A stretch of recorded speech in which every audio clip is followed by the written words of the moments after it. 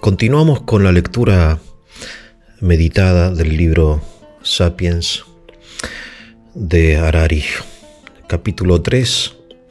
Les leo el texto y lo analizamos juntos, si les parece. Bien, así empieza el capítulo 3.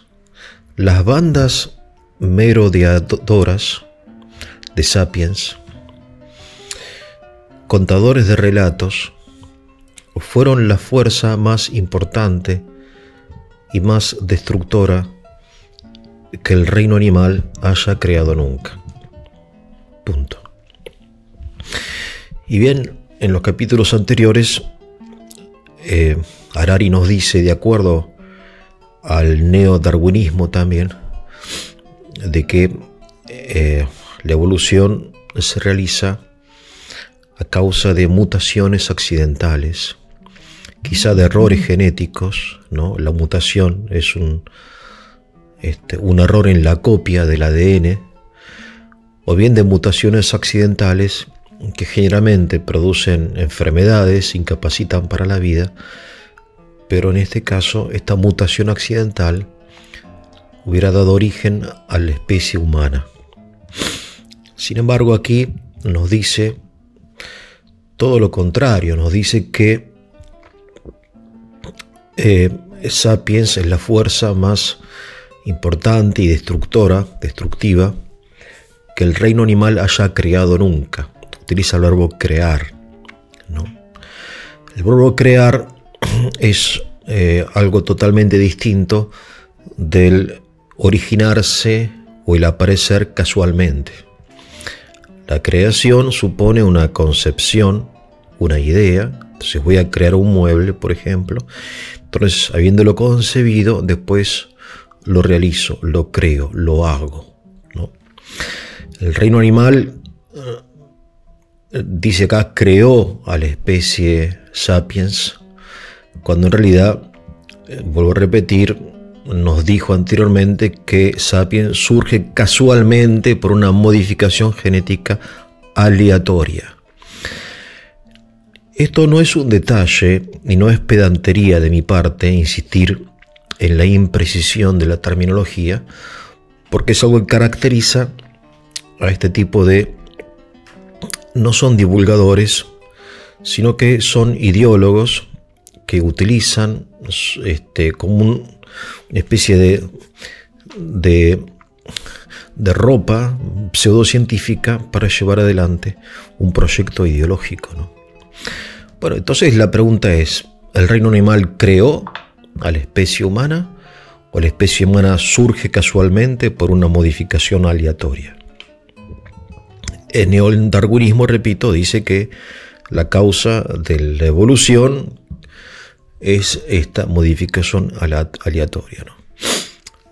Nosotros, en cambio, decimos que la vida es una energía muy poderosa y que contiene en sí misma el deseo, ¿no? Hay un apetito natural, decía Santo Tomás. La vida es un apetito natural y que se va desarrollando en diversas formas, ¿no? Según la intensidad de la vida. Por eso hay una jerarquía de seres de acuerdo a la intensidad con que la vida está presente en esos seres, ¿no? Bueno, entonces volvamos al texto. Las bandas merodeadoras de Sapiens, contadores de relato. Esta es una característica que Harari insiste en que esa capacidad destructiva del hombre proviene de su capacidad imaginativa. Digamos que la destrucción no es una función de la materia, sino de la imaginación. ¿Por qué? Porque mediante la ficción, el hombre crea relatos que aglomeran a individuos que son orientados a la destrucción de otras especies. Ahora, aunque el autor acá no quiera él está tratando al hombre no como una especie animal. Nosotros dijimos al principio de este pequeño ciclo de que el error fundamental de este tipo de autores es considerar al hombre una especie animal. Él intenta hacerlo, pero no puede hacerlo, porque el hombre se escapa necesariamente a la definición de especie animal.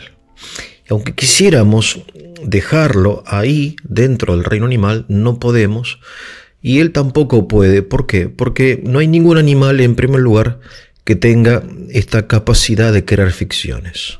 O sea, aparentemente el hombre es el único animal capaz de crear ficciones, y siendo una cualidad tan importante, no secundaria, no es que tenga las uñas más largas o la oreja, no sé, más cortas, sino se trata de una capacidad absolutamente novedosa, crear ficciones, lo pone al hombre fuera del reino animal, aunque no querramos.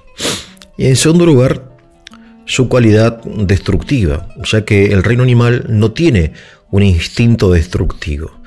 Los instintos animales son todos constructivos: el instinto de conservación, de nutrición, el instinto de reproducción, ¿no? Y otros instintos menores que se pueden considerar dentro, tanto orientados a la perfección, al desarrollo del animal. No hay un instinto destructivo.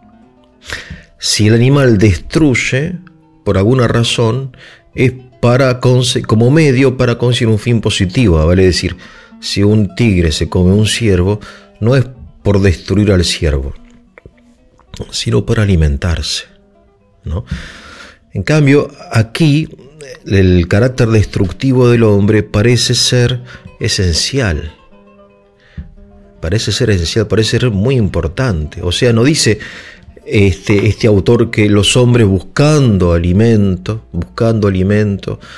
se entraron en conflicto con otras especies, sino que dice las bandas merodeadoras. Fíjense, ¿no? Bandas, o sea, son como pandillas, pandilleros, ¿no? Gente mala. De sapiens, contadores de relatos, fueron la fuerza más importante y más destructora que el reino animal haya creado nunca.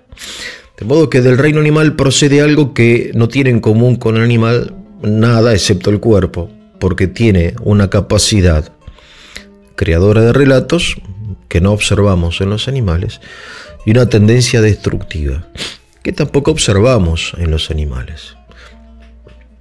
Bien, ¿qué decir a esto, no? Más allá de que es un disparate, ¿no? ¿Cómo salvarlo? ¿Qué decir? ¿Cómo dialogar con este pensamiento, ¿no? ¿Cómo dialogar? Bueno, en primer lugar ya lo dije.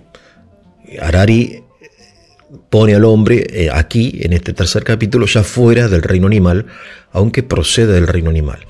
Tenemos que el reino animal dice, crea al hombre, de modo que el reino animal es autodestructivo, porque el reino animal es como un reino suicida, que intenta destruirse mediante la creación de una especie que lo destruiría tarde o temprano, que es el hombre, ¿no?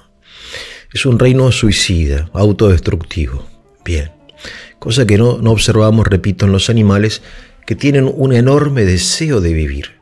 Si hay algo que es patente en la vida, es su deseo de vivir, ¿no? Por eso, cuando uno se asombra en algunas ruinas antiguas, ¿no? Cómo los árboles estiran sus raíces, rompen la roca, rocas durísimas con esas raíces débiles, flexibles, para llegar al agua, ¿no? Eso es una imagen del amor que tiene la vida por la vida. O sea, no hay amor, ¿no?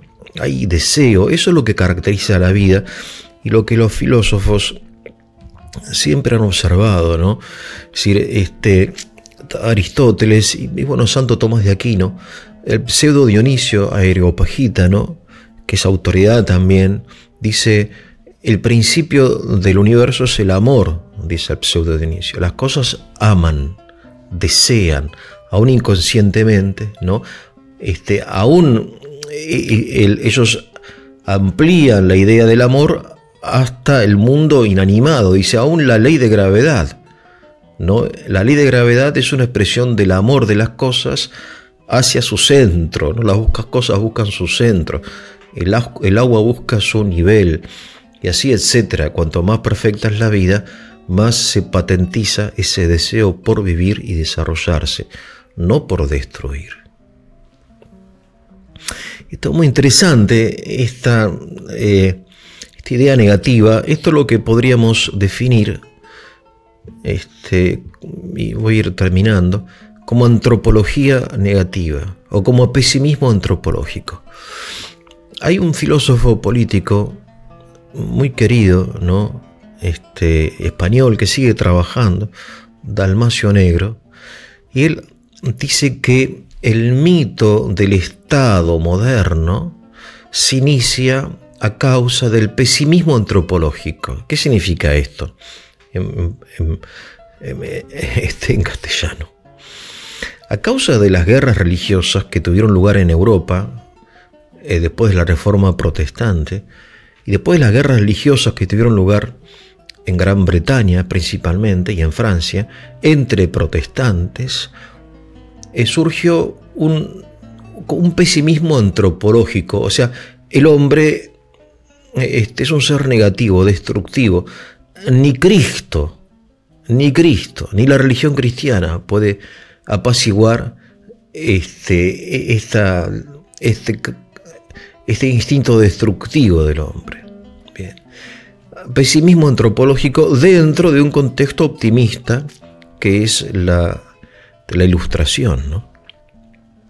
En ese contexto optimismo de progreso, desarrollo, aparece este pesimismo antropológico representado fundamentalmente por Hobbes, Thomas Hobbes, autor del Leviatán, ¿no? Famoso libro. Bien, lo que tienen en común estos autores modernos, con Hobbes y Harari, es el pesimismo antropológico. Acá hay un profundo pesimismo, pero ¿a dónde lleva el pesimismo antropológico? Ya que el hombre es un ser destructivo, hace falta una institución que lo controle, a saber, el Estado. El Estado.